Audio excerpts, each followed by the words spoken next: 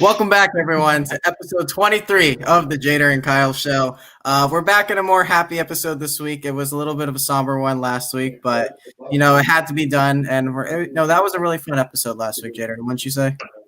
I know, I agree. I actually loved that episode. It was somber, but it needed to be done. We needed to talk the legend that is Chadwick Boseman.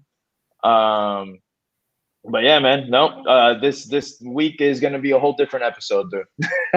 Really hyped, really hyped to talk this movie. Absolutely. But man, before we get into this, how you been? Because it's just trying to communicate with you this week's been tough. You're a busy man this week. Super busy, man. I don't even know how I'm doing half of this shit that I'm doing, to be honest with you. I've been working a lot. School is back 100%. I haven't been to school in years. I think I've said this a couple episodes ago, but it's one of these episodes where episodes. Look at me, I can't even think right now. Yeah. It's one of these things where I had kind of like an epiphany, but my first official day of school started on Tuesday, and it's been hell. I've been falling asleep past 1 a.m., 2 a.m., then getting up to go to work, trying to on my days off, I'm like books in, and then trying to see my kids the whole nine, trying to watch movies in between, study, do what I got to do. So it's been crazy. Well, we have someone on the show today who's going to be trying to scout out your weaknesses throughout this entire episode. And here he is. It's the Cobra, Mr. Chance Ellison. Chance, thank you so much for joining us, man. Of course. Happy to be here, man. Happy to be here. What's up, dude? So it's a funny story to our listeners here that, Jader, I don't even know if you really know this, but Chance and I knew each other before even he jumped into the Schmodown. Yeah, we did.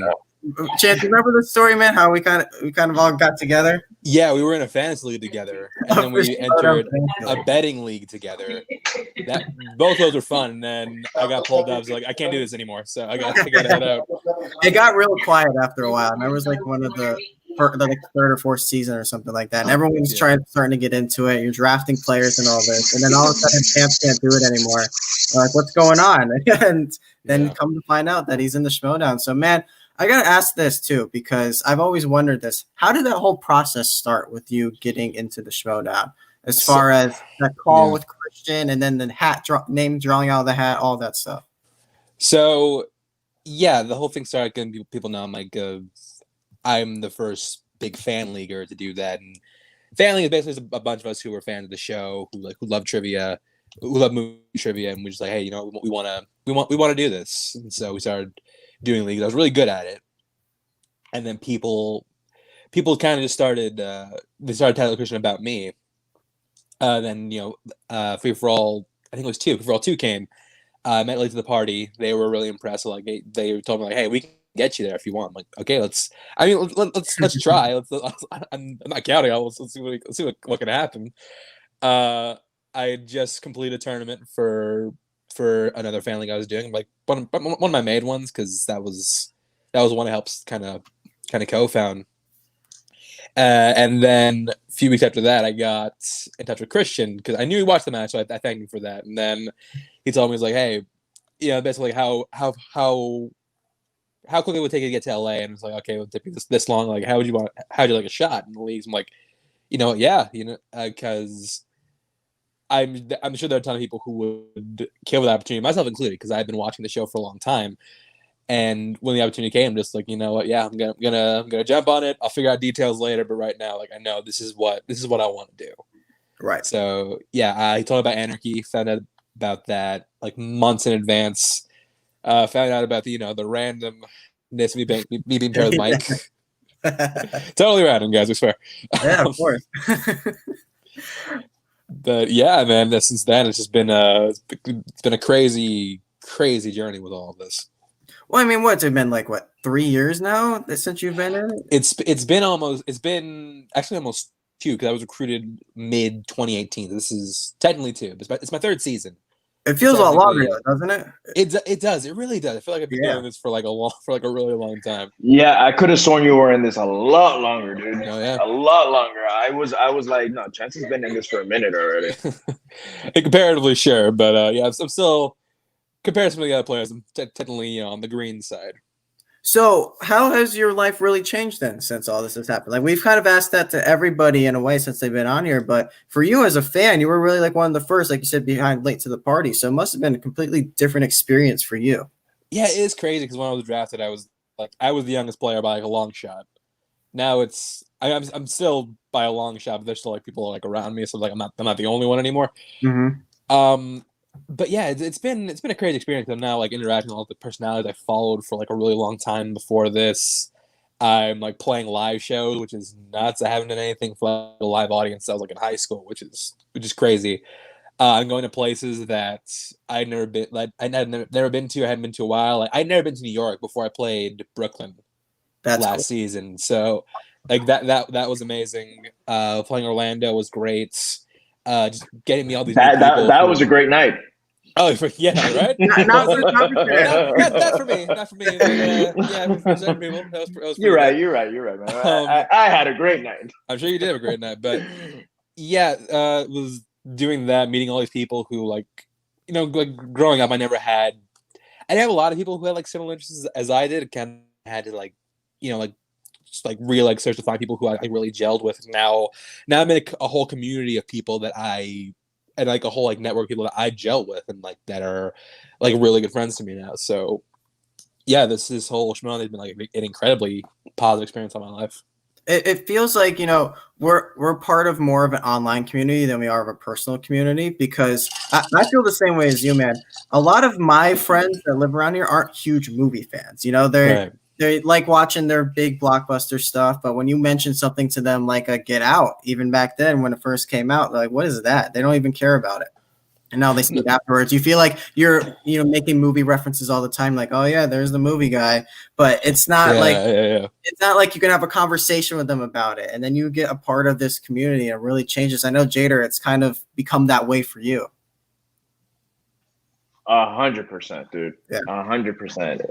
And again, I was one of the lucky ones. I was sitting in the seat to see Chance actually, compete and stuff like that. And I remember that we were all torn because, again, I've said this a million times, where Roka was one of the main reasons why and that I started watching this thing. I love the whole character work that he did, but I was also a big fan of Corruption. So that night I remember Kyle and I was like, dude, this is like, two teams in the Super Bowl going at, and two teams you happen to like, so it was pretty nuts. And then being picked out of that crowd, being lucky enough to get there, go on there and win, and then now be part of this community, for me has been so surreal. Like, again, people like your Harloffs and Ellis, where I can pick up the phone and text them, and usually they'll text back. Sometimes they're busy, but it's surreal to me that I started watching, and I stumbled onto Collider because of Force Awakens, because a buddy of mine, and now calling them peers, or you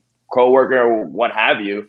This is incredible for me, Yeah, and and it is crazy to think like how you get started with all this, because honestly, like, I got into family because like there was like a random post in the page about like this reaction league, and just like I responded to that, and I think like, wow, had I not responded to that post, I wouldn't be here. Like, I would not be doing what I'm doing right now. So it's crazy to think like what like little things led you, like, get you where you are. And I think exactly. It's really cool. No, I actually used that and on the promo that I did against David, where it's like it was destiny, because I was so pessimistic about going. Like, not going. Kyle was the one that told me, hey, the Schmodown's coming, we should go check them out. I'm like, dude, I kind of fell off. Like, I haven't seen it in a couple months. I don't know what the hell's going on. I don't even know who's playing right now. He brought me up to speed. I'm like, all right, I'm gonna go back and watch the episodes. And then the whole way up, my girlfriend's like, you're gonna get that ticket. You don't worry about it. She goes, I have a feeling like there's a reason why we're going. There's a reason why we're doing this, and it ends up happening. And Kyle and I, we were all like, man, I wonder who. Imagine if one of us gets it. Wouldn't that be rad? Like obviously wishful thinking. And it actually happens. So it's insane. And it goes the same, where I was even hesitant. I remember Kyle was the one that really was pushing me to go, because he's like, bro, let's go. I want somebody to go with, and I know you enjoy the show. And I was like, oh man, should I go? And I'm like, you know what, man, screw it. It's a couple months away. I have time to plan that trip. Let's do it. Let's go. Had I said no, imagine, like, the hell I am, So it goes back to exactly what you just said. It's insane. I mean, exactly. And then also, Chance, I want to get to your faction in a way, because I'm a huge fan of your faction. I think you guys have a really cool thing going on. Thank and you. that night at Orlando, that was really Shannon's coming out party right there. It was cool because Grace and Ken couldn't make it that night. So Shannon was coming. So we're just like, she's kind of behind the scenes. Christian was trying to get her involved with the show. And she was so incredibly hesitant. But like, just to see her just go out there, just like deliver. When she like threw that jab at Cameron, no, she killed that night. I was like, holy shit, yes, yeah, absolutely. I loved every second of that, man. Well, it's funny too, because at the bar afterwards, when we're all hanging out and stuff, she's there, but we're like, we really don't know who you are yet. It was kind of weird. And then, finally she's evolved into this person we all see today. And I mean, Chance, give us a little snippet behind the scenes. What's she like, with these training sessions and being a manager in general? Oh, Shannon's incredible. She's the best. I mean, I only worked under a few managers, but she's the best I've worked under so far. And not to say I didn't like working under Ken and Grace; they're great. But as far as like involvement with like your gameplay, Shannon she's on a whole other level because she's organizing calls and study sessions, and like even like during our sessions, like she doesn't know anything about movies, but she's always like surfing the web for, like quizzes and like trivia sites, awesome. Trying to like give us stuff because.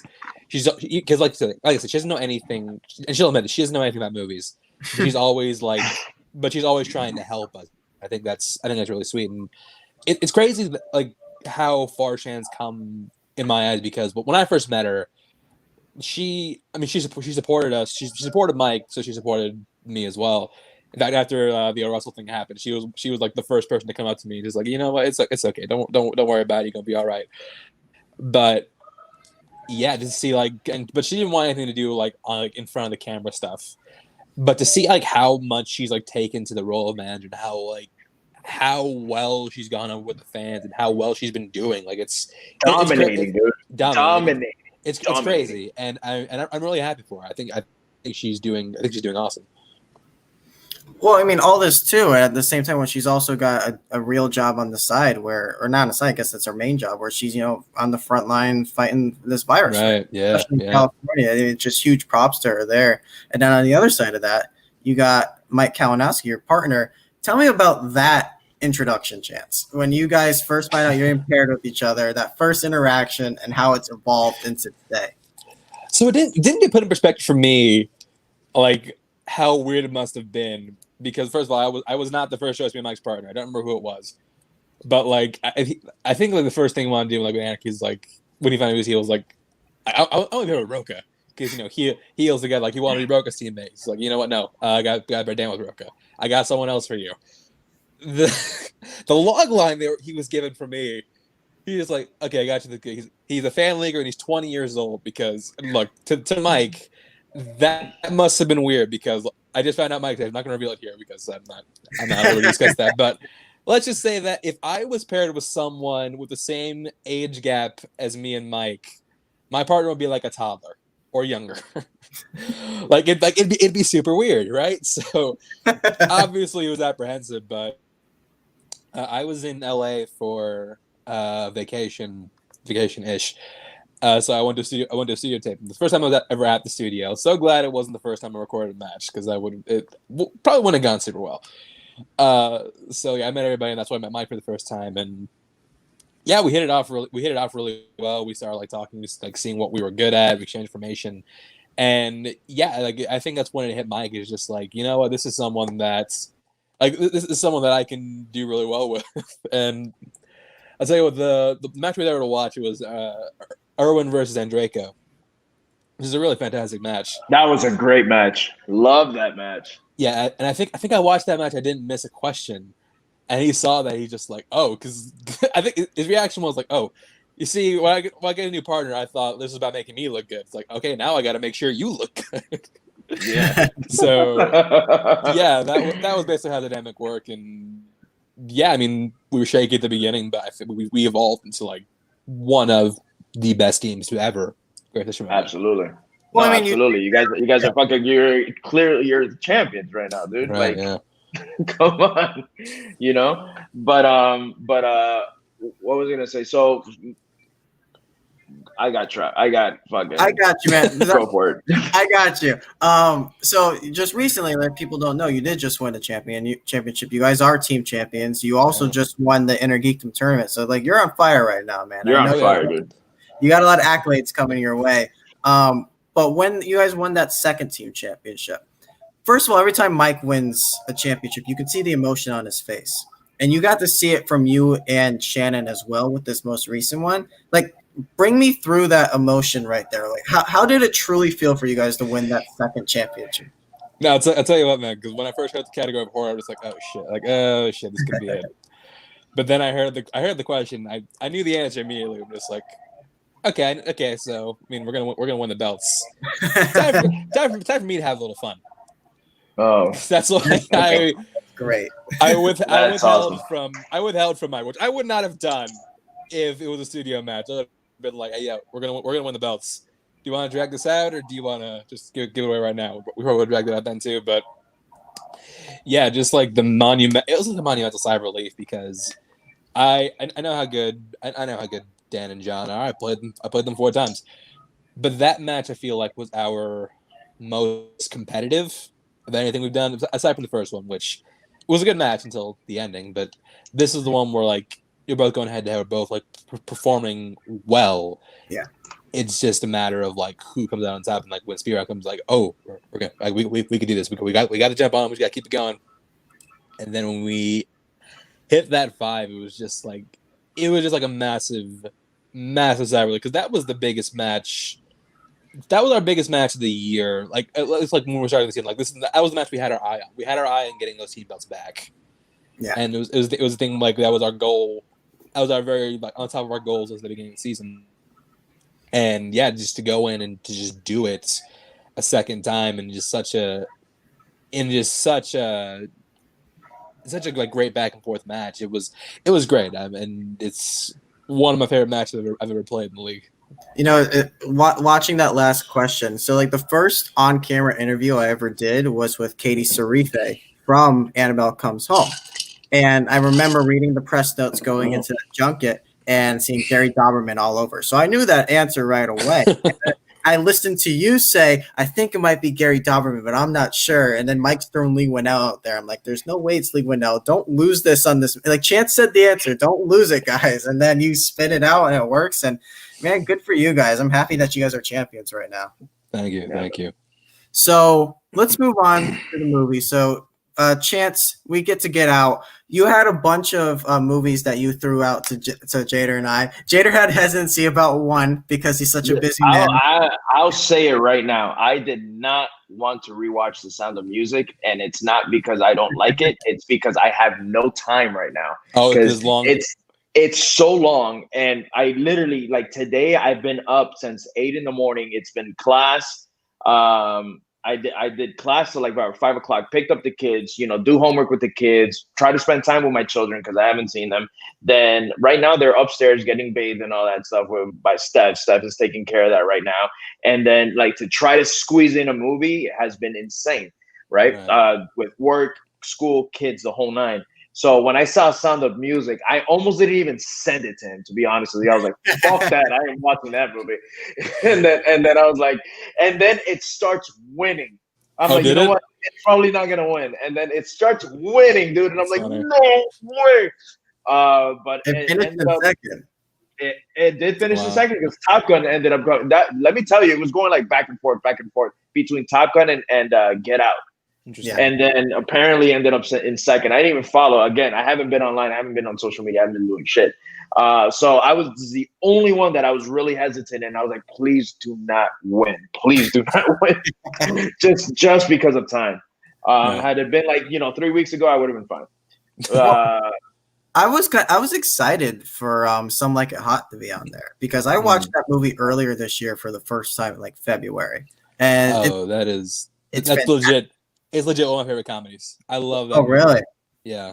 I mean, I went on the Marilyn Monroe kick when like back in February. I just wanted to say, you know what, this woman is one of the most famous women of all time, and let's see what her acting chops were like. And I watched everything she had been in, and this is the one that obviously is her most famous. Well, that or Gentlemen Prefer Blondes. It's one of the two. Or 7 Year Itch, because that has that famous great shot. Yeah, one of those three. It's just 7 Year Itch is kind of, I don't know. I feel like when people talk about Marilyn Monroe, this is the one they go to, just because it's still a phrase that people throw out there today.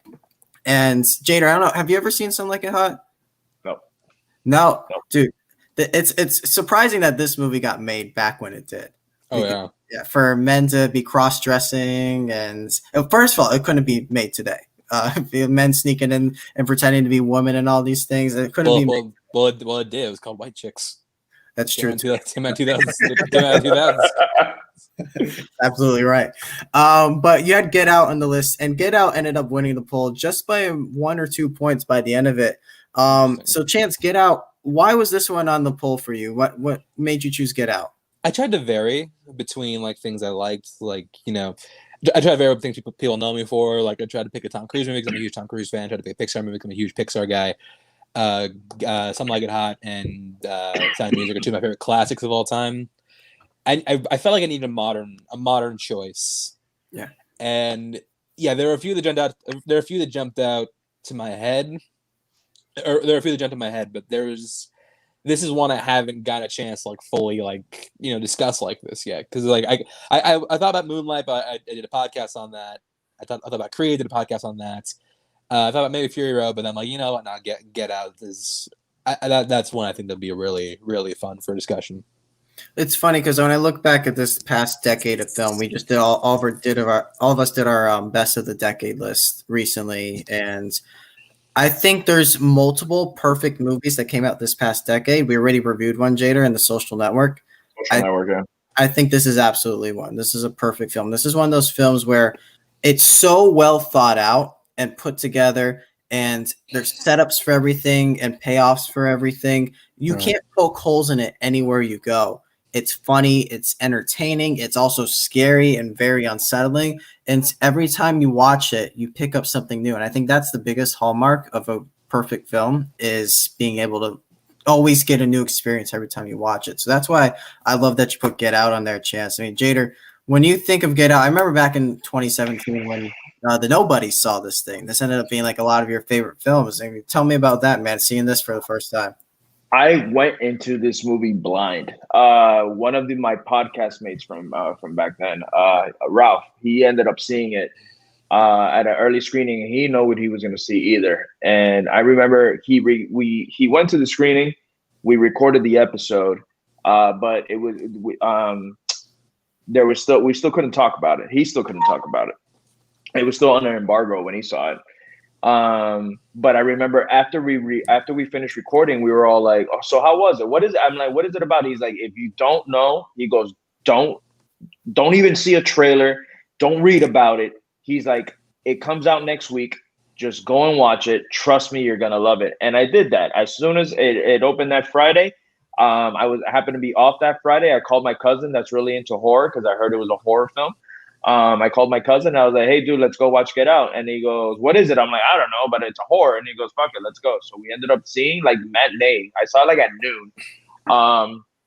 And I remember the movie starting, and I was like, it starts off slightly horror-ish with, you know, with the kidnapping and all that, but it kind of takes a while to get where it's going. You get me? Like, you don't know what's happening, especially if you haven't seen the trailer. Had you seen the trailer, you'll be like, all right, I know where this is going to go. But I had no idea. So I'm watching this, and I'm like, is this a horror movie or not? But when it does that switch on you, man, holy shit, dude. Holy shit, did this movie like grab on and doesn't let go. And it's amazing. And it ended up being, I think, my top 2 of that year, if I'm not mistaken. I forgot what might have beaten it. But I absolutely love this film. I'm so glad that we got to talk about it, because it's been brought up if we're going to review it more sooner than later. So I'm glad that Chance did bring it up. But yeah, it's just, again, based off that first day that I ended up going to see it, and just being so mind blown by everything and all the subtlety and symbolism that the movie has. It's you know, we can do a whole 3-hour stream based off of it. And I think that's the thing that I think of the most with this film is when I say that you can watch it and pick something else up new every single time. That's legitimately true. Because I've seen this movie at least like 10 times now at this point because it's always on cable and stuff. You always put it on whenever you pass by it.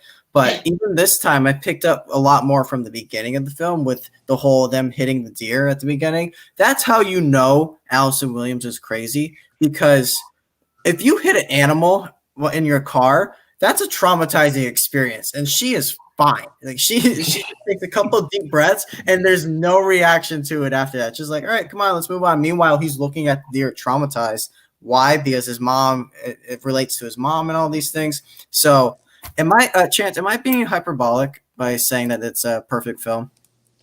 I mean, yeah, in that it sets out to do, it has a goal, and it accomplished that goal near flaws. There's only like a handful of perfect movies that are made. I do think this is, if you want to point to like perfect movies in the 2010s, I think it's definitely a contender because it is a solid. It is like a very extremely well crafted film, and it's funny. I remember seeing the first trailer for this in 2016. Like it dropped late 2016, and like I remember the way. If you go back and watch it, it like starts off like really bad because it's just like, oh, he's got a black guy, he's got a white girlfriend. It's like, oh, this guy's coming to dinner again, and then like they hit the deer, and then it just delves into like this really like down twisted direction. And you find out like Jordan Peele wrote and directed. You're like, what the hell? What the hell? Yeah. And at that point, you have to go see it. And yeah, I remember because this came out when I was like my early days of college when I just started. I didn't have a car, so I had to like walk to the movie theater. As I saw Lego Batman that was there. I'm just like, you know what? Get out starting in like 5 minutes. I'll go check that out, see what's going on there. And yeah, I was blown away. This movie is absolutely stellar, just from top to bottom. I think it's an incredibly put together film, and like you said, it is something that you never experience the same way twice because once you know everything going into like subsequent viewings, you do notice things that you failed to pick up on the first time you watch it. Yes. Yeah. I mean, especially like at the party scene after you've seen it the first time. The second time, you're actually listening to what all the white people are saying to Chris as he's getting introduced. You're like, damn, they were grooming him from the beginning. It's like it's literally like an interview that they're doing. It's fucking insane. It's like a meat market, literally. And yeah. Some of the things you don't know, like the fact that there's like a throwaway line, like don't go down the basement. There's some black mold down there. You know, black molds. On the viewing yesterday, I'm like, oh my god, that's cynical, man. That's so fucking cynical. That one, like, oh, black mold there. When Bradley Whitford's talking about his parents, like when they died, they couldn't bear to let them go. Like talk about the servant, but like you think he's talking about the servant, but he's actually talking about his parents. His parents, yeah, it's actually his freaking parents, dude. It's insane, man. Can I tell you the one I picked up on this time though? The when Bradley Whitford's showing Chris around the house, and he shows him the picture where Jesse Owens beat his grandfather, right? And he drops a line that said he almost got over it. He almost got over it. Yeah. Yes, dude. What the fuck, dude? Like, no, because Jesse Owens beat him in a race. He started this whole project where he's going to, take black people's bodies because he sees them as stronger beings and puts the white brains into them. It's just like, whoa. Everything played out for you. I mean, look, that's a very long, drawn out revenge plan, but you do you, Mr. Armitage. Yeah. One of the for me the reveal of the when they're showing Chris and she takes him to the lake shore, she doesn't see that they're actually auctioning him off, like that whole thing, and it goes back to like slave auctions, white people taking over the black bodies. Stands for white people, whatchamacallit, like still using black people, like even now. The white people are trying to own black bodies. It's insane, bro. It's just like, again, all the symbolism there in this movie, using them as like physical labor and overall white, still having that power. It's and like these other ones, like you talk about the deer, but like the deer fell to his mom, but it's also like the scene where like he's like watching the deer struggle for life, and then like when he's like tied to the chair, when it's him tied up, now and the deer's looking down at him trying to struggle. The fact that he has to save his life by picking cotton, picking cotton, dude, to pick cotton, and then he uses the cotton it uses the cotton to stop the hypnosis, man. Like all that shit, man. You're like, what the fuck, bro? It again. I like Kyle said. Like, I know you. I am one of those that actually thinks it's a near perfect film as well. And again, it gets better with. I actually thought I had only seen it once, but I remember I did. I have seen it. This is my third time seeing it. I haven't seen it but again, it's one of those films that the first time I saw it, you do pick up more, obviously, because I picked up more, like the black mold part I picked up, and he almost got over it part I did pick up as well. The cereal, like she's the eating cereal, the separate cereals. I watched that for the first time and think she's just fucking weird. And then like, no, she separated the white from the colors. I'm like, what the fuck? How did he do that? Yeah, dude. Man. This is just one of those movies where like we could add a category to that. What's your favorite symbol in this film? Like, there's seriously. The deer is actually exactly what you said. Like in the beginning, he's like, the deer's like an omen. Like, you know, like he gets hit. He's exactly what Chance says, and then he sees him mounted on the wall, looks down on him. That's freaking insane. What else did I write here? Well, also Bradley Whitford goes on this whole rant about how much he hates deer. And that's clearly a metaphor for Black people, because he's like, you know, I look at it as I see a dead deer, and I call that a start. And he's like, that they're always invading our ecosystems and stuff like that. You're like, geez, man, this is a hardcore movie, and then the most of it is actually improvised, from what I read about the script. Really? Wow, improvised, yeah, especially Rod Williams stuff, which we'll get to definitely. Okay, yeah, that makes a lot of sense, actually. Yeah, almost all improvised, and well, yeah, he's gonna come up in a category, I'm sure. Chance, is there anything else you want to point out about this film before we jump into these categories? No, I think we can just jump right in. I feel like I've said I feel like to get into specifics, later. I think I'll say have more to say when we get specifics. So yeah, I'm ready to go. Absolutely. I feel the eyes is something I wanted to mention. That's something I had written down. How when he's sitting in the chair and the guy's telling him, I wanted, the blind guy obviously that sells art wants his eyes. And if you notice, like, Chris is always taking pictures. He's the one that's alert. So that was another thing that's symbolism key of, like, he's always looking, and that's what he wanted to take from it. Well, then you also notice that he's sitting where the auction is.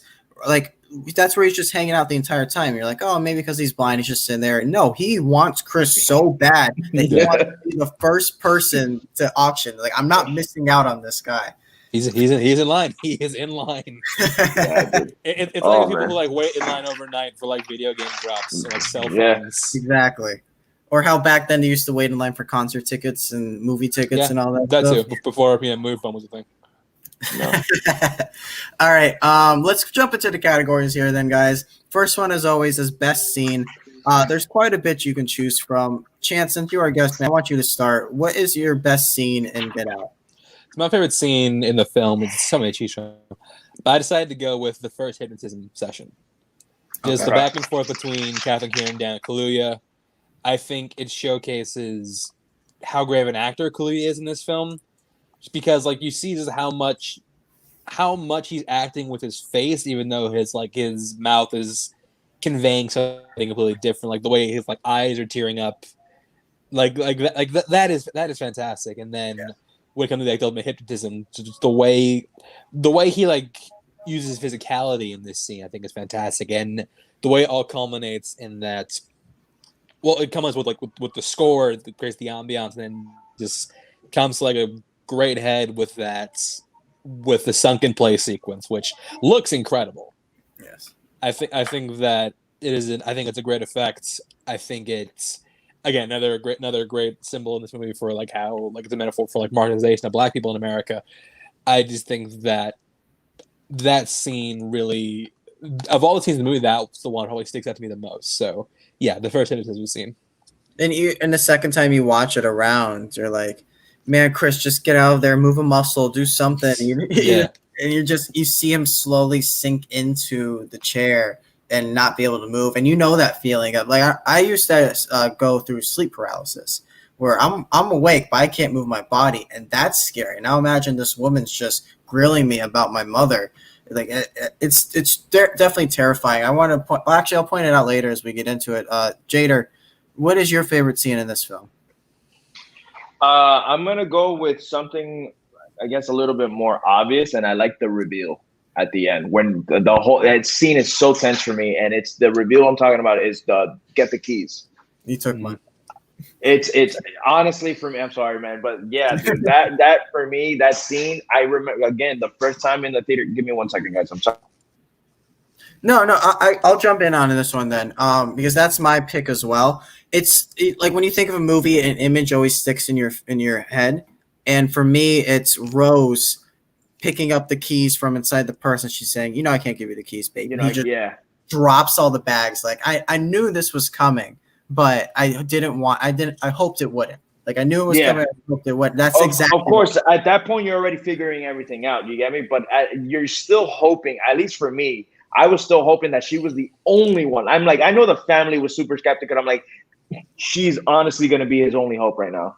Mm-hmm. And she just like when that reveal, you're like, you bitch.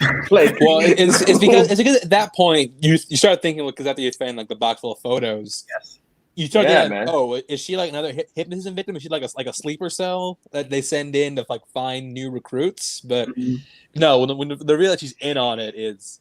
It's twisted. I it's remember super twisted. I remember the crowd reaction when we found that out. It was like, oh shit. Oh, like that's... everybody was like, I think I even heard somebody go, oh hell no, like pissed off, dude. And I was like, man, I was again already invested in this film, and that scene alone, and it's the scene that always sticks out, even when I saw it yesterday. I still get, and I know it's coming. I'm like, hurry up, and it's just such a tense moment, and just the look of like hopelessness in his eyes, like once she tells him like that's it. And shout out to Caleb Landry Jones. We haven't really spoken about him, but I know, but he was so fantastic in this film.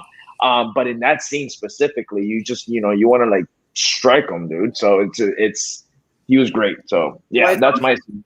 To me, it's also a testament to how great of an actress Allison Williams is. For us to be convinced throughout the entire film that no, she's good. She's the only good one. All these other people have something going on. She has no idea what her family's about to do to Chris.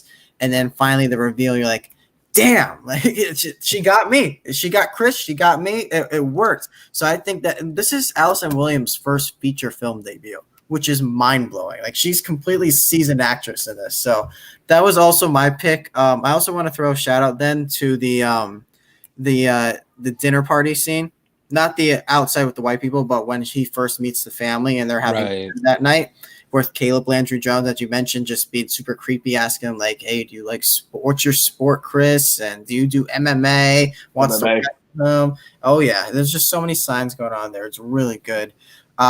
Best line is our next category here. Jader, I'm gonna start with you, man. I have an easy one, but so do I. Very easy one. And I don't think it's the same one as I don't know, maybe, but for me it's I'm TS motherfucking hey. We handle that shit.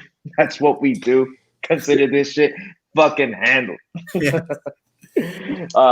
Absolutely love that line. Again, and it's another scene that was very, very tense. And one of the things I love about this film is how Peele knows when to, throw in the comedy and when to keep things tense.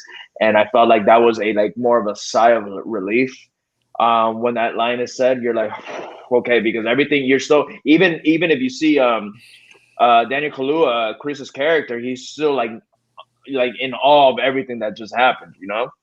It's the last word. It's the last line we hear in the movie. Is that line, which is just that's the last thing we hear as this film's ending. So, Chance, what do you got for this one? You got the same thing as us?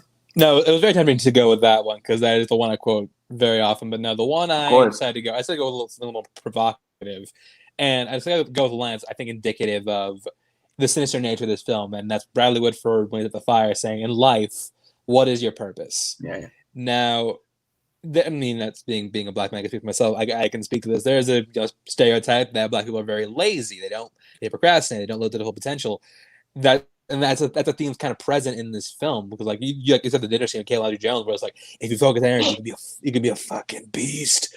And yeah, I think that it kind of like reveals the situation of the film because like it reveals like why it's kind of like why they're choosing Black Hole because like they feel like they have opportunities that they wouldn't have, but they are not seizing.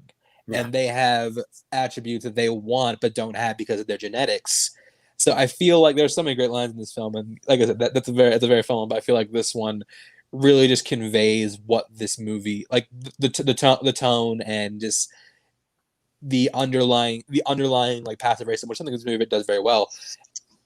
That's one that's really like indicative of that theme and that motif in this film. So yeah, that's in my opinion, that's the best line. That was great. I mean, I can figure out another one that's kind of like people quote it, but I think it means a lot. And it's Bradley Whitford also saying that I would have voted for Obama for a third term. These white people listen to that comment, they're like, "Yeah, he's not racist. Like I don't hear anything. There's nothing wrong with that." And truly, like Jordan Peele threw in that line on purpose because it is indicative of kind of being blind to what we're actually saying, and it like especially who you're saying it to. And I think, like, Chance, you seem like you want to say something about that line. Like, no, and no, I think it's also a great line. It's also like it's indicative of how people. I don't know if you guys remember Avenue Q, but there's like a song in there called "Everyone's a Little Bit Racist." It's basically about how like everyone has some kind of bias, some prejudice, some prejudice. That's a better word for it. That's some kind of prejudice, even if they don't know about it. Yeah, and by that line, you think you're being like positive, but you're actually coming across as like semi-offensive. So yeah, I think that really kind of helps because again, like they don't see them as lesser, but they do see them like that's the interesting thing. They don't see them as lesser at all. They see them as better, which is why they want to be them. But at the same time, they see them as like unimportant enough to the point where like people will not care if they go missing. Yeah. So like, oh yeah, these are the perfect candidates. So yeah, that's also like a great line. They're looking at. I love the setup too because she mentions it to him in the beginning of the movie when we see them together, and she's like, "Oh, I trust me, my dad's not racist. If he'd probably tell you that if he can vote for Obama for a third term, he'd probably do it, you know." And then like not even maybe 15 minutes later, he says it. I couldn't help but laugh the first time I saw that. But I also feel like the movie does such a great job like addressing passive racism, which I feel like is a lot scarier because they're like.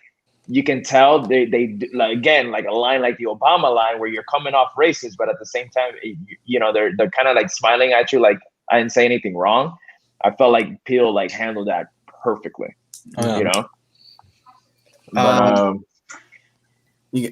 right, so let's move on. I got this is the shortest casting what ifs that I've ever done here. Because almost everyone he wanted, he got for this film, including Bradley Whitford after seeing a certain film. That's who we wanted him to be. Daniel Kaluuya, which I'll say no. Daniel Kaluuya got the role at his audition right on the spot after nailing the scene where Chance's favorite scene where he's sitting in the chair getting hypnotized for the first time. They did 5 takes of that in his audition, and a single tear went down every single time. And Jordan Peele said, "You get the part right there." Like that. Which is pretty fascinating. The only casting what if I have here is he went to Tiffany Haddish and asked her to audition, but she declined because she's afraid of scary movies. So she didn't want to.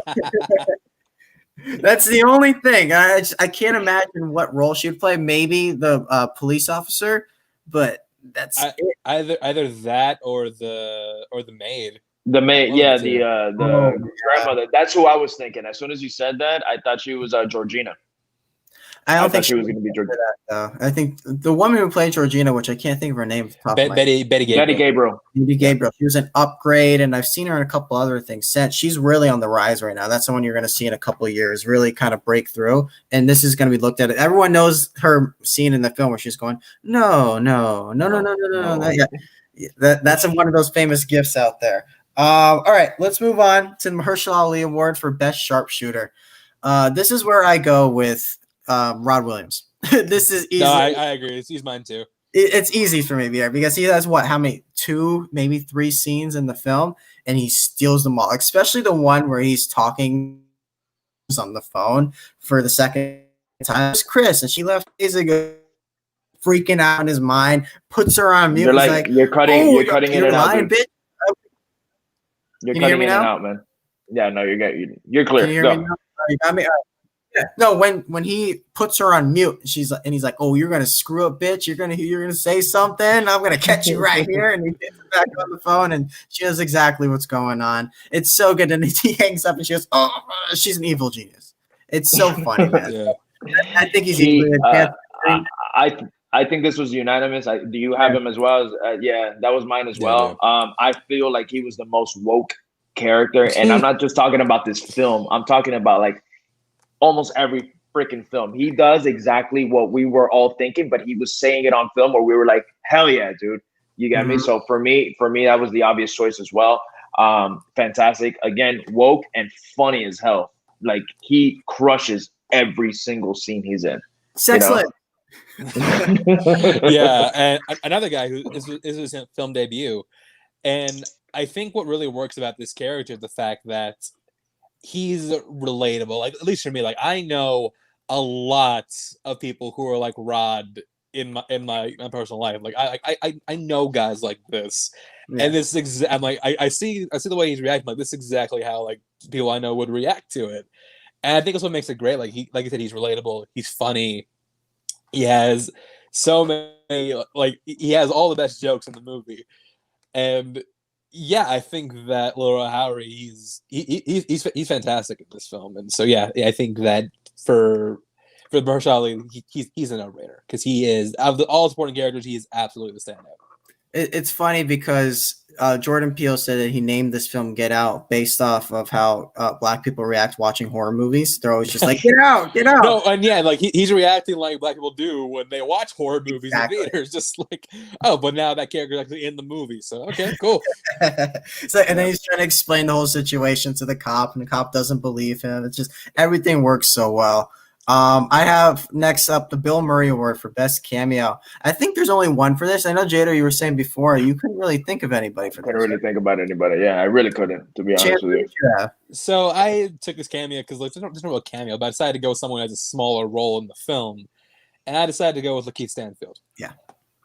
Just to see his character shifts from the beginning to where he's like very much like the kind of character he would play, to like when you see him again and he just like completely just like turned on a dime, and you're just like, what happened? And then like the penultimate, not the penultimate, but like his peak scene in the movie is like when like the flash hits, and you just see like again exerting his physicality, just the way his like face shifts, just the way his like his face shifts, and you can tell like, oh no, something's wrong, something's gonna go down. And yeah, I do think that I think he's one of the best actors working right now, and he had minimal screen time in this film, but he made the most of every single second he was on screen. And he absolutely can be looked at as a cameo because considering where he's at now as an actor compared to where he was back in 2017 where this came out, he was really only known for Atlanta at the time. Yeah. And that was it. And now you see him in this film years later after seeing where his career is gone with stuff like, what was it called? Sorry to bother you. Sorry to bother you. That was his big, really his kind of his breakout role, I guess you could say. That was the one where people were like, oh yeah, this guy's got something. Then you see him in Knives Out just last year, and he's got a good role in that. He's just in the photograph. Uncut Gems, bro. He killed it in Uncut Gems too. Uncut Gems, right? I forgot. Man. He killed it in Uncut Gems, dude. He's popping up everywhere. So yeah, this is definitely the winner for best cameo. Let's move on. The Gary Oldman Award. The Gary Oldman. Everyone award for best overacting. I know Jader was telling me he couldn't figure out one for this. Those are the two that I couldn't figure out. I was like, I don't know. I went with every white person, but Allison. Every white person. See, I went with her brother, Caleb Landry Jones. There you go. I mean, it just, especially in the dinner party scene, the one woman who's like touching his arm. That's like, is it really, different down there? Talking about how well, how big black people are down there. That's what what she's referring to. They're just all so over the top. The guy's like, let me see your golf swing, Chris. Let's see what it looks like. Come on, man. So Chance, you had Caleb Landry Jones. What makes him? I think that, and you look at the beginning of the movie where he's supposed to be, where like the family's supposed to be coming across as normal, and like you're not supposed to like tip him off to anything. he's already acting like a psychopath. So just like, dude, what do you Okay. do? You're gonna give away his whole operation. You're gonna fuck this up. We're gonna lose our black body. Like, what are you doing, dude? Tone it down. And he just had this like intensity to him, and there's just like kind of like backwoods horror quality to him. That in a scene where people are like right now, people are acting normal, he does stand out in that sense. So. Especially like when they're ramping up, when they're ramping, if he fits in more, like like he's playing the ukulele, he starts to feel like more in place. But yeah, at the beginning of the movie, it's just like, wow, dude, like you're really trying to tip your hand here. That's all you're wrong. You're gonna ruin this. I mean, Jader, after hearing that, do you have any answer for this category? I like both those answers, but white people are definitely probably the ones that I like. Had I like not thought of that, I can't believe I didn't think about something like that. But yeah. Again, now that like bringing it to light how Chance just said it, you're absolutely right. He was the overactor, but I feel like he's so just intense in every role that he does that for me it was like, oh, he's just being him. Like that's who he plays, But yeah, those are great answers from both of you, man. That's awesome. That was his year. Was 2017. He never started movies. Like I remember a project, and they had 3 billboards in the same year as Get Out. And you're like, man, who is this guy? He was also an American. American Made. He did American Made that year too. Right. Jeez, what a year, man. Like, get your eggs in a fruit basket. Like, yeah, he earned it. Yeah. All right. So a couple interesting details I found out about this. Jordan Peele has been asked to do a sequel and said he would only do it if he finds the right story. So he is open to it, and we could see a sequel down the road. But however, just looking at it on the surface, do we really need a sequel? Probably not. Yeah. There is that alternate ending, though, which we haven't brought up before, which before Donald Trump was elected president, the original ending was at the end when you see the police car pull up. There's actual cops in that. Chris gets arrested. Yeah, Chris gets arrested. Yeah, I know about that alternate ending, actually. It's on the Blu-ray. Actually, they filmed that scene. It's in there, and you can go watch that. But that's kind of scary to think that could have been the ending because it's also all too real, especially in today's age. Like that's probably what would have happened. He would have gone straight to jail. But he saw after Trump won that we need a hero at the end of this, and that's exactly what he did. Is he made Chris a hero, got out of there. I do like the positivity, but I do think that the ending is interesting because you look at like the way it parallels like civil rights leaders like Malcolm X or Martin Luther King, where they both like did jail time. It's kind of the implication of that original ending is kind of like, for progress you made, someone has to pay for it. Yeah. And in this case, Chris was the guy who was paying for it in this case. So I did like that parallel. About that being said, I do enjoy the fact that, like, black people get beaten up in movies all the time. It's nice to see someone has a positive experience in the film. Another detail I got here. Actually, Chance, I'll ask you kind of a trivia question here. What famous Hitchcock film is the scene with the grandpa running towards Chris in homage to? God damn, I don't know, what is it? North by Northwest. So it's supposed to be like the plane. The plane. So okay. Yeah. Said he's always liked the idea of someone running towards the camera. And North by Northwest, he says, done it the best. And when he just likes the feeling that the audience gets when you see someone running towards you directly at you, because you feel like something's coming at you right here, and then you makes you want to react to it. So I think that's also a really good scene, especially when you think about how he's trying to beat Jesse Owens. The grandpa's trying to beat Jesse Owens, so he's practicing his running at night. Just freaky, man. Like I said, Kaluuya was given the role on the spot after nailing that audition. Jordan Peele went to a UCLA class. There's actually a UCLA class called Second Place, Racism, Survival, and the Black Horror Aesthetic, and sat in the back and at the end answered a question by raising his hand. And of course, all the kids went nuts. So I think that's cool that's a class you can take in UCLA. And then domestically is the highest grossing debut original horror film with $176 million, dethroned the Blair Witch Project, which clearly is one of the most defining horror films, and now Get Out is kind of taking that mantle away from it. And then finally, well deserved, absolutely. And then finally, that the scene where Rod is talking to Rose and he's crossing off things on a list. Do you guys see what he crosses off on the list on his paper? I did not know. He crosses off the word magic. Like maybe he's being controlled by magic. There's something going on here. That's funny. I just found that out before coming out here. I think it's funny. So, Jader, Chance, I got some Schmodown questions if you guys want to do some trivia here. All right, sure. Let me get my board. Let me get the board.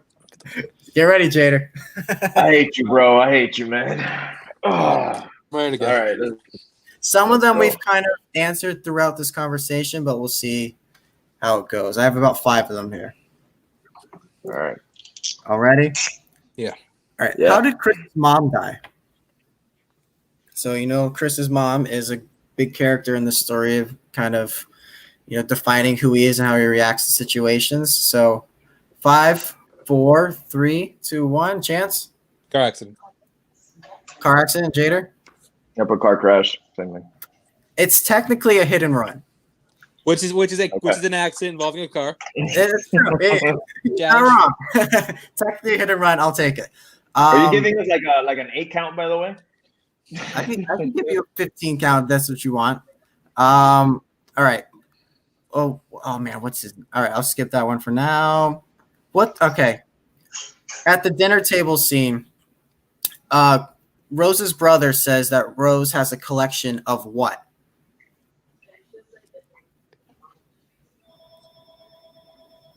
I'll give you a hint. It's not photos. That'd have been a little on the nose. 5, 4, 3, 2, 1. And Jader? Toenails. Chance? It is toenails. Okay. Yeah. That was one of the ones I picked up on this past time watching him. Like, she has a toenail collection that's super strange. That should have been the giveaway right there. It really should. Yeah, dude. Seriously. All right. What is Jeremy studying in college? Bradley Whitford reveals this at some point in the film, but what is he studying in college? And 5, 4, 3, 2, and 1. Chance? Nah. Neurosurgery? And Jader? No, it's medicine. Oh, just Medicine. Just the generic medicine. That's what He I just thought says initially. medicine. Yeah. Off at college studying medicine. He wants to be just like his old man, is what he says. He was a neurosurgeon. Challenge. He is a neurosurgeon. He technically is. We don't always get the careers we want when we go to college. What else? Okay. What is the name of Lakeith Stanfield's character? The real name or The real name, not the white name. Okay.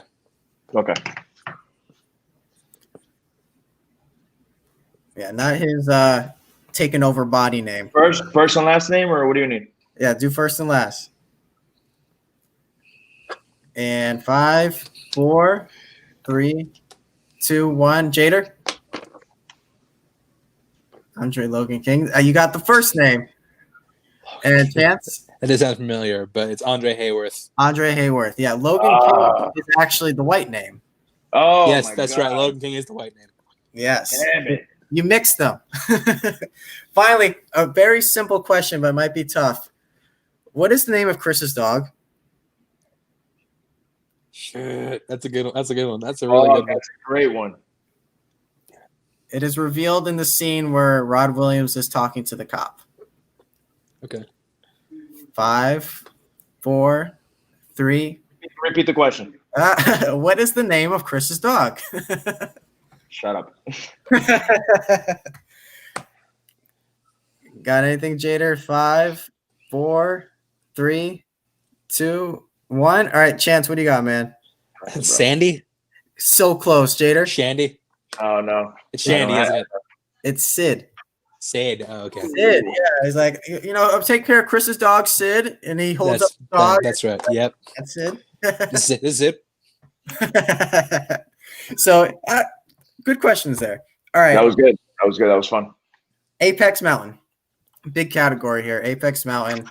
To me, this is tough because a lot of these people I feel like are way too early in their careers to have Apex Mountains yet to kind of define it. But I just went from what they've had so far. So there's a big conversation to be had about Daniel Kaluuya and Jordan Peele and almost everybody. So, I mean, this award can go to multiple people. Chance, who do you got here for Apex Mountain?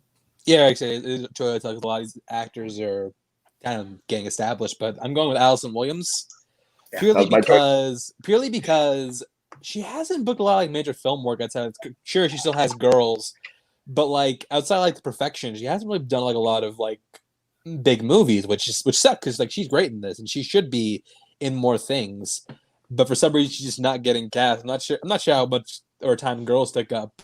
But yeah, I do think that so far this is her apex now, but it could change if she gets cast in more movies. I definitely agree. Like you said, the perfection's the only other thing I've really seen her in. Wasn't she in like the live action Peter Pan on stage or something like they did She that? was. She was. She was. Oh, She was. with Christopher Walken. Yes, that's the only other thing I think of her in. But yeah, it's surprising because she's so good in this movie, like really, really good. I just haven't seen her in much ever since. Jader, who do you got for this? That was the same thing. Allison Williams was my answer as well. Okay. Everybody has early on careers. Is exactly what we said. But I feel like if we're talking even work now, it has to be her. I don't think she's topped anything that she's done after this. Kaluuya, you can argue, even though Black Panther wasn't his, but he's done a lot more high caliber stuff. He was great in Widows. He's just a bunch of movies that he's done that he's been great in. Yeah. He's got a good one and, coming out later this year too. With yes. The Judas the Black Messiah, right? That one, yes, with Ryan Coogler producing it. I can't wait for that. I can't wait for that. That one looks like it's gonna be a banger. I can't wait for it. Yeah, because right before he Get Out, he was in Sicario. So he had Sicario. He was like, but he wasn't like a major role in Sicario. At least from what I remember. Yeah, no. He had a little role, but he had that. Then Black Panther, Widows. He had Queen of him. Yeah. So that's why I couldn't go with him. And then Lakeith, we already said that he's on the way up. So I feel like Allison Williams is probably gonna be this is her apex thus far. I do want to see her a lot more work from her because how great she was. And again, just rewatching the film again, I was like, holy shit, man! Like, why haven't we seen more of her? I've personally never seen Girls, so I don't know how great she is in that. She's good in the show. She is good on that show. So, but yeah, that's mine. I'm gonna make the argument here for Jordan Peele. Here's why. Interesting. I know he's really early in his career, but he did come out with Us after this 2 years later, which I really like Us.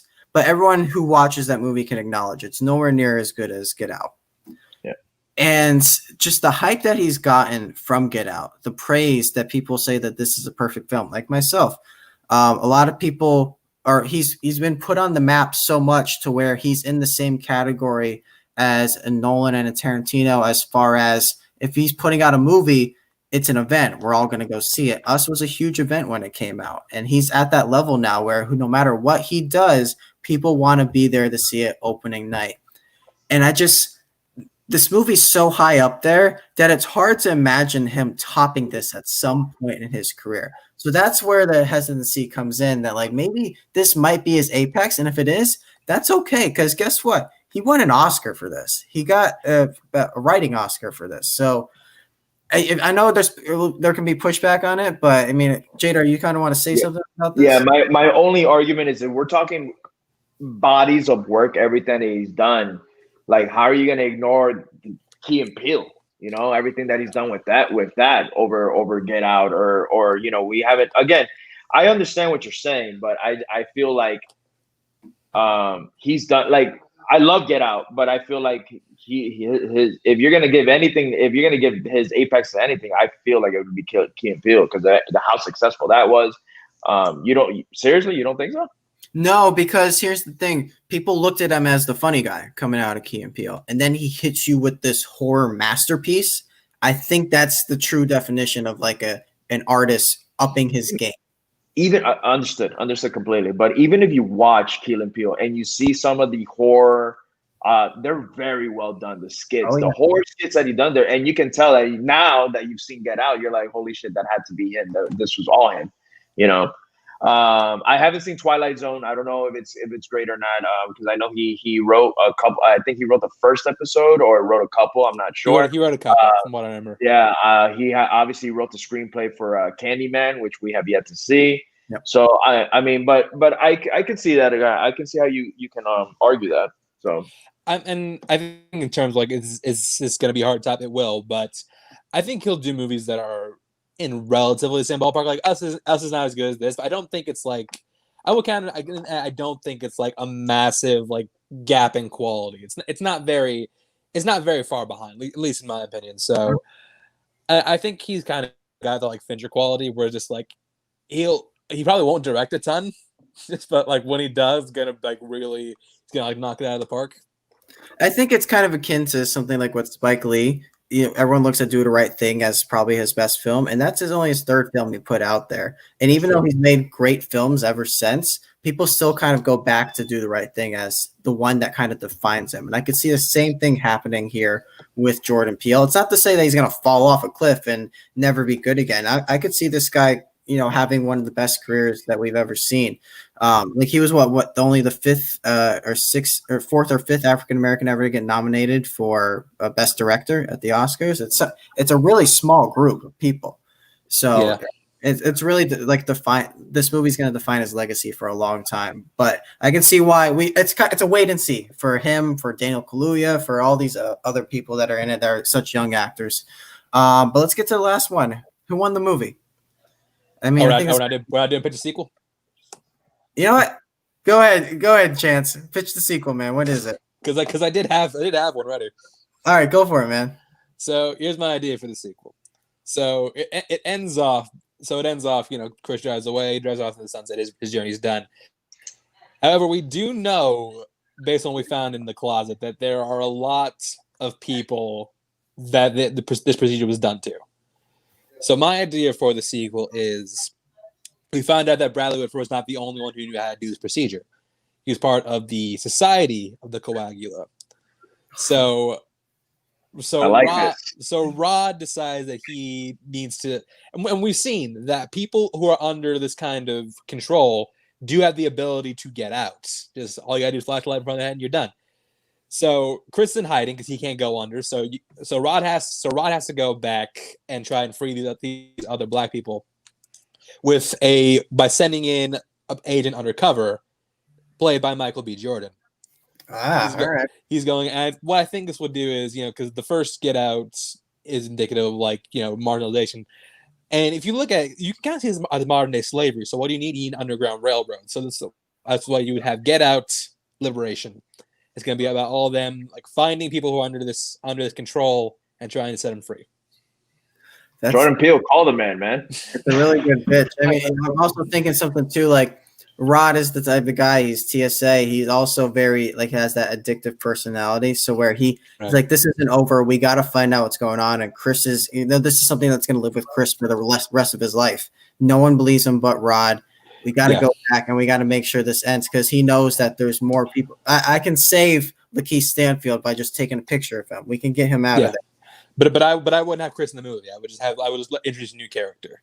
I feel like his journey. I feel like his journey came to a satisfying enough end, and not to mention you couldn't send him again because everyone would know who he is. Yeah, he knows. Yeah, exactly. No. So you would need a new character to go in and try and set this operation, which is why I want to bring in Michael B. Jordan, another one of my favorite actors working today. Yeah, to go in and start the ball rolling. I think another guy that we could throw in there too is someone like an Aldous Hodge. I do love Aldous Hodge. Aldous Hodge is a terrific actor, and I feel like he's just waiting for that next big role. And if Jordan Peele casts a movie, kind of like how Jordan Peele put Winston Duke into Us right after he was in Black Panther to give him more of a starring role after that, I could definitely see him. We didn't know who Daniel Kaluuya was until he did Get Out. So Jordan Peele is really finding these people and pushing them forward. That's a great pitch right there, Chance. So let's do last one. Who won the movie? I mean, I feel like this is kind of obvious, but there's an argument for a lot of people out there. So, Jader, let's start with you, man. For me, it was Jordan Peele, man. Yeah. Jordan Peele won the movie. He actually won an Oscar for this. It was, again, everything that was said literally on the whole Apex Mountain. First directorial debut, crushes it. It's going to be years, and we're still going to be talking about this film. We just said that it took over Best Original Horror over Blair Witch Project that came out in 1999. What's not to say, man? Jordan Peele for me won this film. Absolutely. And then again, what you just said, it's being just like a Nolan event. Like, every time a Jordan Peele movie is going to be announced, a lot of Candyman. Everybody thinks that Jordan Peele's directing that movie for some reason. I know. Yeah, everybody's like, oh, then he's doing Candyman. I'm like, oh, he wrote it. It's like when people thought Lord and Miller were doing Spider-Verse. And it's like, no, they're just producing it and they wrote it. Because they put their names everywhere. Exactly. Yeah. So, but I feel like that's the world we live in now is when they announce a Jordan Peele film, people are gonna run to the theater to go see what he's cooking up, man. So, in my opinion, he's who won this film. Chance, who do you got? You see, Jordan Peele. That was my initial thought, but I'm gonna, just in the interest of variety, I'm gonna throw it to someone else. I'm going to say Jason Blum, owner of Blumhouse, because if you look at it, I mean, Blumhouse, sure, they did Paranormal Activity, but in terms of like being like real prestige films, while also being incredibly profitable, like Jason Blum, he kind of redefining Hollywood in terms of like how he makes movies. Like, just, hey, I'll give you $5 million. I'll give you $5 million. You're not gonna get a penny more, and I better get this back at the end of the month. This is the way he goes about this, and it paid off in a big way. This I believe was the most profitable film of the year 2017, just because the cost was so low budget, and not to mention it got a best picture nomination. It really kind of solidified Blumhouse as not just guys who make horror movies on the budget of a ham sandwich. It solidified them as like, oh, these guys are like a legitimate studio. Sure, they have a lot of crap, but they are like a legitimate studio. And Jordan Peele, like we said, this movie put his name in everybody's mouth. And honestly, he would be my first pick to win the movie. But in the interest of like throwing shot to somebody else, I will say Jason Blum. I'll do the same thing as you, man, because of course Jordan Peele absolutely won the movie. But I think there's an argument to be made for a lot of people. You could say like Lil Rel Howery stole the show in every scene he was in. And he could have won the movie. I thought Allison Williams, like especially watching it this last time, she really is a terrific actress in this film. Being able to make us buy that she's the last good one the entire time is something extraordinary that a lot of people don't have. Like, that's something you got to possess, is that likable quality to you. And when she makes that turn, it almost like it breaks your heart just as much as Chris's. So I think there's arguments maybe for her. And honestly, Daniel Kaluuya, we haven't actually talked about him much throughout. Yeah, I know, it's crazy. We really haven't talked too much about him. And he's really the best. He's the best actor by far in this film to me. Absolutely. And I didn't know he was British until I didn't know he was from the UK either until afterwards. Yeah, I completely buy the accent. He has that subtle quality to him where you like him and you want to root for him, but also he's kind of standoffish in a way too. So he keeps that distance from the audience so you can believe him as a truly like excellent actor and excellent character. I like the little moments of him where after the dinner party scene, he's upstairs on the laptop and Allison Williams is brushing her teeth and just talking about like, can you believe my mom and my brother? And he's going, that's really good acting there. And then when he gets angry too, when he's on the phone with Rod, he's like, yeah, I knew that was the guy. I just think Daniel Kaluuya is one of these guys that's really going to take over, like the next kind of, I know people say this all the time, but the next Denzel. And, people throw out Michael B. Jordan for that and all these other actors. But I really feel like the contender here is Kaluuya, because if you've seen his other work after this, he's the scariest thing in Widows. Widows. He is horrifying. Terrifying in that movie. And then I remember when I was watching Widows. I don't know why. Like, I knew he was gonna be like, the villain, if you will. But I was like, all right, let's see what he got, dude. I was legit like freaking out. I was like, oh shit. Keep in mind, he managed to stand out in a movie with Viola Davis, Liam Neeson, Robert Duvall, Colin Farrell, many people, and he managed to outdo them all. And I think that's incredibly impressive. Absolutely. Yeah. And then, like, the one scene I remember from that movie the most is the scene where the two guys are rapping in the middle. And he's surrounding them, and then yes, dude, yes, absolutely. So that's what I got. Hold on just a second. Jader, can you hold on just a second? I got to plug my laptop in real quick. No problem. But yeah. What was I gonna say? Yeah, dude. Yeah, I love that you brought up Widows, man. Not a lot of people like that movie for some reason. Yeah, like a lot of people I don't know, like we're really cold. I'm like, I don't know why, because that movie is like I don't know really, why. I it's a loved it from the fantastic first film. time I saw it. I think so Me too. too. I went to go. It was. I remember that I saw it by myself actually, because again, it was like, "What is it?" I'm like, "Oh, whatever." So I went to the theater by myself to go see this movie. And I walked out of there, and I'm like, I'm so pissed that I can't talk to anybody about this movie right now. And then I started like telling my friends once it came out on video to check out the movie. They're like, it was all right, dude. I don't know what the big deal is. I'm like, what the hell, man? I'm like, do I not see movies the same as you guys anymore? Like, I feel Yeah, like, right. and I feel that a lot actually. I feel like movies that I absolutely like adore, like I try to tell my friends, and all of them are like, dude, your taste is a little different than mine, man. Like, I'm like, I guess because a movie doesn't have explosions every 2 fucking minutes, you know. Like, sorry, we have nuance in this picture. Apologies. yeah, dude. Yeah, man. Yeah. So, but Widows is one of them, dude. I absolutely love that movie. I think that movie's great. That was on my top 10 the year it came out. Yeah. And for people who haven't seen Queen and Slim yet, which was a lot of people because that movie got completely overlooked, see that movie. It's truly like they say it's the Black Bonnie and Clyde, which it's intense. It's really intense, man. It was very much one of the most overlooked films of last year. It's actually like really, really good. Yes. And Kaluuya is great in it. Jodie, I think like Jodie Turner Smith, Miss Josh Jackson from Mighty Ducks. Yeah, she's really good in it, but yeah, totally. So that's going to do it for us, guys, on another episode of the Jader and Kyle Show. Thank you, everybody, for joining us today. Our episodes have been different days every single week. We're trying to get a consistent schedule here, but 23 episodes in, we're doing well. Chance, thank you so much for joining us, man. It's been a pleasure having you. Thanks, man. It was a lot of fun. Oh, yeah, no, it's a ton of fun. I enjoyed it. Is there anything you want to plug, man? I know you got, besides Schmodown, you got a couple shows that you do, right? Yeah. Twitter, Instagram at ChanceWars_91. Check out my podcast, Notorious by Chance. We're in the middle of our Guest-Timber slate. We had Dan Merle on talk about Seven. Dropping today, actually. We had Winston Marshall on talk about The Replacements and a bunch of other stuff. That's some really good stuff lined up. Like Alex Damon coming on later in the month to talk about Mandalorian. We got Abby Friel coming on next week to talk about a Disney Channel movie, which is going to be interesting. And also Notorious by Chance on YouTube, where we'll be reviewing movies. Like we've got reviews for Tenet and New Mutants coming out very soon. So we look up for that. And that's basically it. Schmodown, join the Patreon. Got a big live match coming up this Friday. I'm not in it. Yeah, you do. Yeah, you do. Well, that's why our shows are usually Fridays. But ever since they started doing the pay-per-views, we've been trying to move so everybody can watch the show.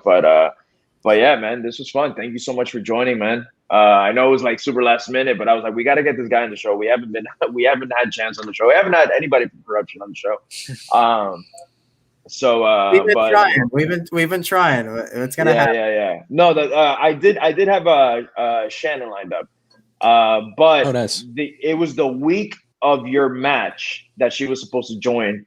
Though against Founding Fathers, and I wrote to her and I was like, I don't think this. And she goes, thank you, because she goes, she's like, not that she felt bad, but she was like, it's crazy for me to jump on a show right now when I gotta focus on the guys. I'm like, don't worry about it, we'll reschedule, and then so we'll do that now. But hey, let her know you had fun on the show. Maybe she can join on. No, for sure, absolutely.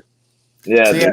Chance, man, you're always welcome back whenever there's something else you want to talk about. You're a great guest on the show, and we loved having you, man. We talked so much at Orlando that night when we first met up there. So it was why haven't we had Chance yet? So I will gladly come back anytime. Thank you so much, man. We'll do some of the music. I promise. I'll watch it. Right on. Jader, thank you again, man. It's been a fun episode, and once again, thank you to all the fans for always keeping up with us. And we'll see you guys next week on another episode of the Jader and Kyle Show.